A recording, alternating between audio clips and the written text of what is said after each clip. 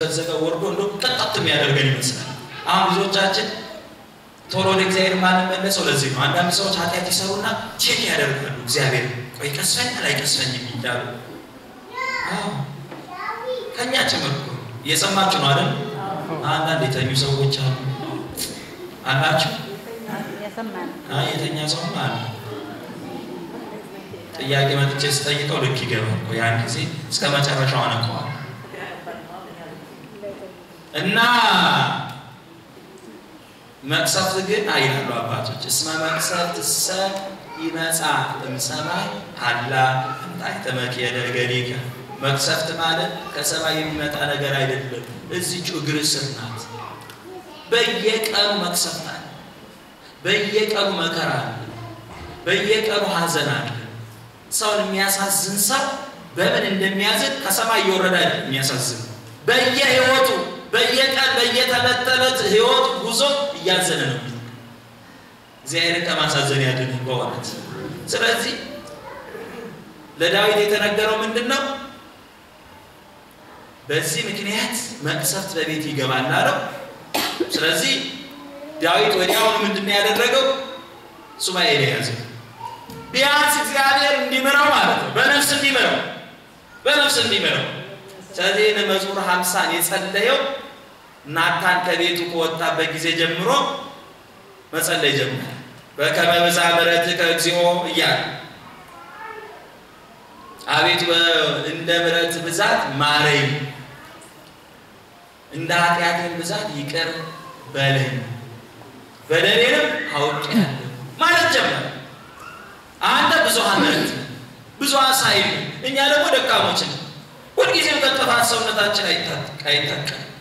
አሁን ሰምተን በኋላ በዚህ እናፈሰዋለን። ብዙዎቻችን እኮ አሁን የእግዚአብሔር ቃል መስማት ችግር እኮ የለብንም። እንዲሁም እኮ ራሱ በዚህ በሕገ ልቡና በተፈጥሯዊ ሰው ክፉና ደግ ያውቃል። አርስቶትል የሚባል ፈላስፋ ምንድን ነው ያለው? ጽድቅና ኩነኔ ቢኖርም ባይኖርም ከክፋት ደግነት ሳይሻል አይቀርም። ለምን? ደግነት የሚባለው ራሱ የሞራል ስታንዳርድ ነው፣ ይነግረናል። ደግ የሆነውን ነገር ህሊናችን ይነግረናል። እናውቀዋለን ደግ መስራት ምን እንደሆነ፣ ክፉ ነገር ምን እንደሆነ እናውቀዋለን። ክፉ ስንሰራ ህሊናችን እንዴት እንደሚያጸጽተን እናውቀዋለን።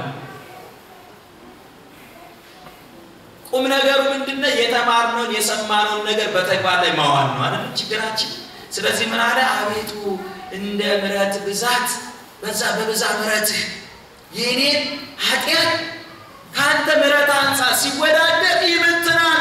ያንተ ምሕረት እጅግ ብዙ ነው፣ ምድርን ሰማይን የመላ ነው፣ ጊዜ የማይገድበው ነው። ስለዚህ የኔን ኃጢአት እንደ ምሕረት ብዛት ማረኝ፣ ኃጢአቴን አውቄአለሁ፣ በደሌን አውቄአለሁ አለ ማለት ነው። በዚህ ልመናው እግዚአብሔር መንፈሱን ቅዱስ መንፈሱን አልወሰደበትም። ስሙ የተመሰገነ ይሁን። ወመንፈሰከ ቅዱሰ ኢታውፅእ ላዕሌ አቤቱ ቅዱስ መንፈስን ከላይ ላይ ለምን መሰላችሁ? ሳኦል ያ የእግዚአብሔር መንፈስ በተለየው ጊዜ እንዴት እንደሚሰቃይ ማነው ምስክር የሚሆን? ዳዊት ራሱ ምስክር። እንዴት እንደሚያስጨንቀው፣ እንቅልፍ እንዴት እንደሚነሳው፣ እንዴት እንደሚያሳብደው ደም ካላየ የማይረካ አረመኔ አድርጎት ነበር ሳኦል። ሰይጣን ክፉ። ስለዚህ ዳዊት ያውቃል። እግዚአብሔር ምን ለመነ? አቤቱ ቅዱስ መንፈስን ከላይ ላይ አትውሰድብኝ፣ ይሄንንም ታምራትንም ለኃጥአን እነግራለሁ፣ መንገድንም ለነሱ አሳያለሁ። እባክህን እጠበኝ፣ ከበረዶ ይልቅ ነጭ አድርገኝ፣ በሂሶጵ እርጨኝ፣ እነጻለሁ፣ አምናለሁ፣ አንተ ማድረግ ትችላለህ አለው። እግዚአብሔር መንፈሱን አልወሰድበትም፣ ነገር ግን በስጋት ቀጥቶታል። ማንም ሰው እስመ እኩይ ምግባርከ ትተለወከ፣ ክፉ የሚሰራ ሰው ስላደረጋት ክፉ ነገር ትከተለዋለች፣ ደግ የሚሰራ ሰው ያደረገችው ደግ ስራው ትከተለዋለች። ዳዊት በነፍስ እግዚአብሔር ቢመራው መንፈሱን ከላዩ ላይ ባይወስድበትም ስላደረገው ነገር ግን ፍዳውን አምጥቶታል። ወዲያውኑ ምንድነው ያደረገው? የገዛ ወንድሞቹ በዝሙት ምክንያት እንዲጣሉ እንዲገዳደሉ ነው። ሁለት ትልልቅ ነገር ሁለት መቅሰፍት አግኝቶታል። የመጀመሪያው በልጆቹ መካከል በዝሙት እሱም ኃጢአት የሰራው በምንድን ነው? በዝሙት ነው። ስለዚህ በዝሙት ምክንያት ኃጢአት አግኝቶታል። የመጀመሪያ ልጁ አምኖን ይባላል። አምኖን ብዙ ልጆች አሉት ዳዊት። የእናት አባት አይደሉም እንጂ ልጆች አሉት። እነዛ በሙሉ ግን አልቀዋል። የመጀመሪያ አምኖን ነው። ቀጥሎ አቤሴሎም ነው። ከዛ ደግሞ ትዕማር የምትባል ልጅ አለ። ስለዚህ ምን ይላል? አምኖን የገዛ እህቱን የአባቷን ልጅ ወደዳት። በእናት አይገናኙም። በእናት ደግሞ አቤሴሎም እና ትዕማር የእናትም የአባትም ልጆች ናቸው። ሰምታችኋል? ማን እንዳልኩኝ? ማን ነው? የመጀመሪያው ልጅ ማን ነው አልኩኝ? አምኖን ይባላል። ሁለተኛው አቤሴሎም፣ ሶስተኛው ትዕማር። በኋላ ሰሎሞን መጥቷል። የኛይቱም የንግስት ሳባ ልጅ አለች። የመጀመሪያ ልጁ ቀዳማዊ ምኒልክ ይባላል። እሱ ኢትዮጵያ ነው ያለው። ስለዚህ የሚታወቀው በበኩር ልጅነት የሚታወቀው አምኖን ነው። አምኖንም አቤሴሎምም ሙተው ነው ከዛ በኋላ ቀዳማዊ ምኒልክ መኖሩን ሰሎሞን ያወቀው።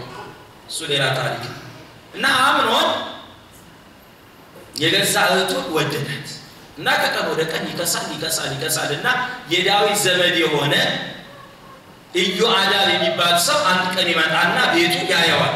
አምኖን ክሰት ብሎ መቼም ይሄ ክፉ የሚባል ፍቅር በተለይ ደግሞ የሐሰት ፍቅር የመጀመሪያ ስራው ምንድነው? ማከልከል ነው አይደል? ለነገሩ አልቋን የሚከለክል ፍቅር የለም። አላስፈላጊ ይላል ግን ዞሮ ብሎ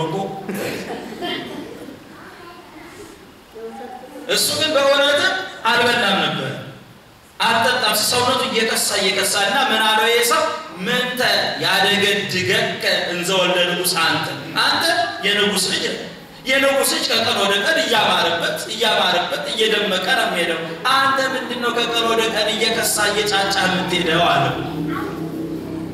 እስመ አፍቀራ ነፍስየ ለእህተ አቤሴሎም፣ ነፍሴ የአቤሴሎምን እህት ወደደቻት አለ። የማን እህት አለ?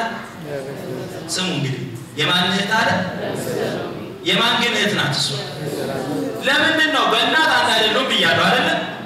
ከአቤሴሎም ጋር በእናት አንድ ናቸው። አሁን የኔ እህት ካለ እንዴት እህትን ትወዳለህ? እንዴት እህት ላይ የአባትህን ልጅ ሊባል ነው አይደለ? ስለዚህ ማን እህት አለ? የአቤሴሎም እህት። ይኸውላችሁ ሰይጣን እንዴት አድርጎ መንገድ እንደሚቀይስ ኃጢአት ሊያሰራ አባቶቻችን እኮ የሚያመጡት ተረት ይገርማል። ጅግራን ምንድነው ቁራን ሊበሏት ሲፈልጉ ምንድነው አትሏታል? ጅግራናት ይሏታል። ይኸው ኃጢአት እኮ ሰው የሚሰራ እንዲህ ያደረገ እኮ እንደዚህ የሸፈነ እኔ እኮ እንደዚህ ጨጓራ እኮ በቃ ስለሚያምን እንደ ጾሙ እኮ እንደው ከበደኝ ይላል። ሽፋን ይሰጣል። ሐሜት ለማማትም ከፈለገ እንደው ሐሜት አይሆንብኝ እንጂ እኮ አቤት የእሷ ነገር ይላል። ግን ምንድነው ያ ሐሜት ነው፣ ሌላ ምን ስም ነው? ሸፈን እያደረገ ኃጢአት ያሰራል ሰይጣን። የኔ እህት ካለ በሰው በእግዚአብሔርም ዘንድ ያስረክፈዋል። ግን እውነትም እህቱ እኮ ናት። የአባት ልጅ እኮ እህት ናት። ግን ይህንን አራቁ መስሎት ይላሉ ሊቃውንት ሲተረጉሙ፣ ያራቀ መስሎት የአቤሴሎምን እህት ወደድኳት።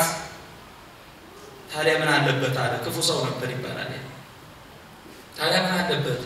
ሂድና ለንጉሥ ታመምኩ ብለህ ቤት ግባ። ንጉሥ ይጠይቅ ሲመጣ እህል አልበላም በለው። ለምን ሲል እህቴ ትዕማር አብስላ ካላበላች አልመገብም በላሉ። ደግሞ እኮ ለሰይጣን ደግሞ መካሪዎች አሉለት በረባ አድርጎ ያዘጋጃቸው። ለቤታቸው ድረስ አንኳኩቶ መጣ። ወይ እናቴ ምስኪን ነው እኮ እንዲህ ተቀምጠሻል እኮ እሱ ባለሽ እኮ እየበላ እየጠጣ የሚሉ አዛኝ መስለው የነገር አርኪቴክቸሮች እነዚህ የሰይጣን ሰራዊቶች ናቸው። ሰይጣን ያዘጋጃቸው። አቤት አንተ ወንዶች እኮ አንተ እሷ እኮ የሚሉ እኮ አፍሮ የተቀመጡትን ባልና ሚስት የራሳቸውን ቤት አፍርሰው ጨርሰው የሰው ቤት የሚያፈርሱ ሰዎች አሉ።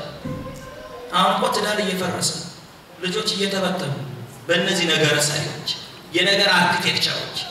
ሰው ኢንጂነሪንግ ይማራል፣ የነገር ኢንጂነሪንግ የሚያጠኑ ሰዎች አሉ። ሰውና ሰው እንዴት አድርገው እንደሚለያዩ እንዴት አድርገው እንደሚበጥሱ የሚያጠኑ ሰዎች እና ምክር መከረው። በምክሩ መሰረት ታመምኩ ብሎተኛ ዳዊትን መጣ።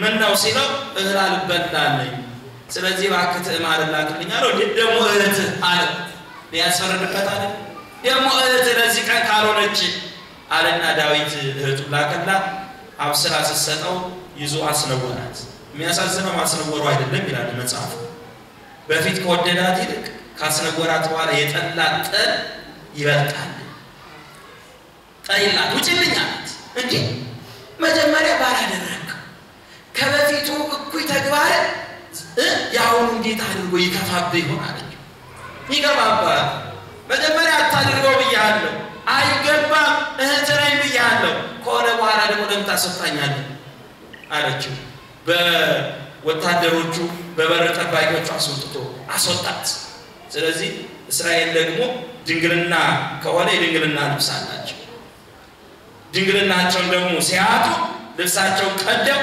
አነታቸው ላይ ራሳቸው ላይ አመድ ይነሰንሳሉና አመድ መስነሳ ልብሷን ቀዳ ስትወጣ አቤሴሎም አያት ሲያያ እያለቀሰች ስለነበር አምኖን ጋር ሄደሽ ነበር አላት አዎ በቃ ይበቃ ገባው ግድ የለም ወንድምሽ ነውና ስላደረገብሽ ክፉ ነገር ታያለና 2 ዓመት ሙሉ ቂም ይዞ በ2 ዓመቱ እቤቱ ድግስ ደግሶ አቤሴሎምን ጠርቶ አንገቱን አሰጥቶ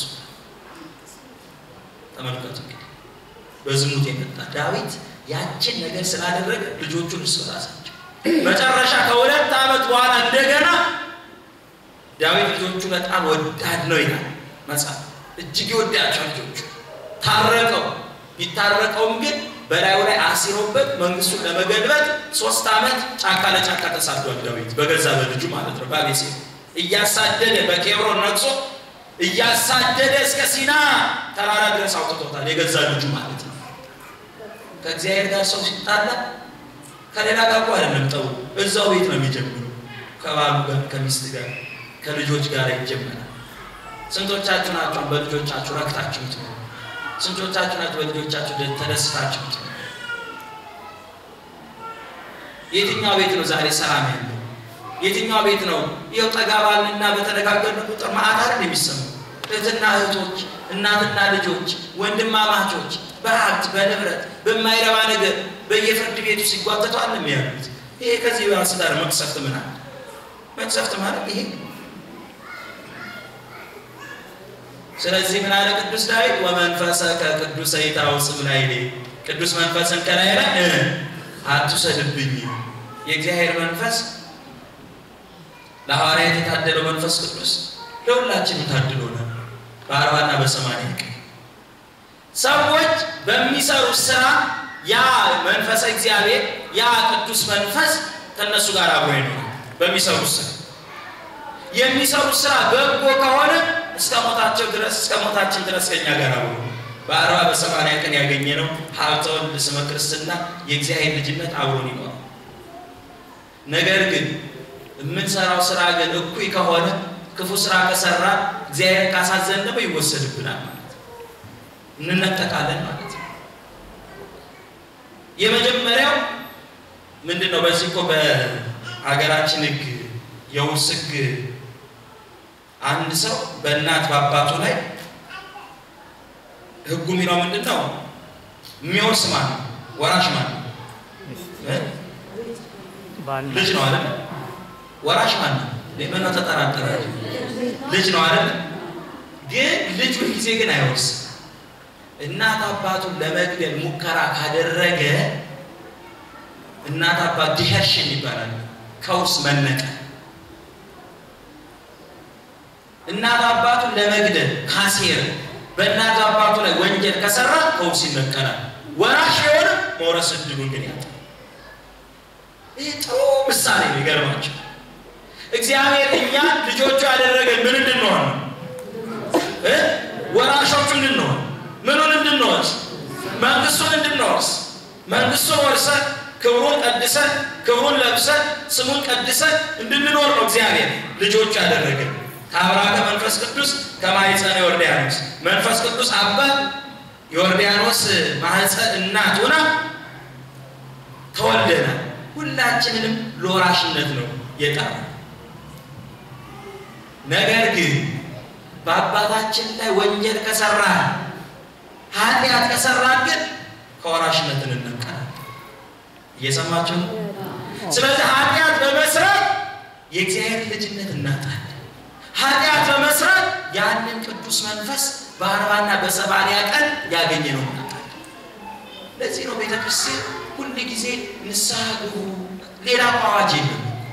እኔም ሌላው መምህር ቅዳሴው ሁሉም ይናገራል የእግዚአብሔር መንግስት ቀርባለችና ምን በሉ ምክንያቱም እንድንወርስ ወሰን እንድንኖር ከውርሱ እንዳንነቀል የእግዚአብሔር ልጆች ሆነን እንድንኖር።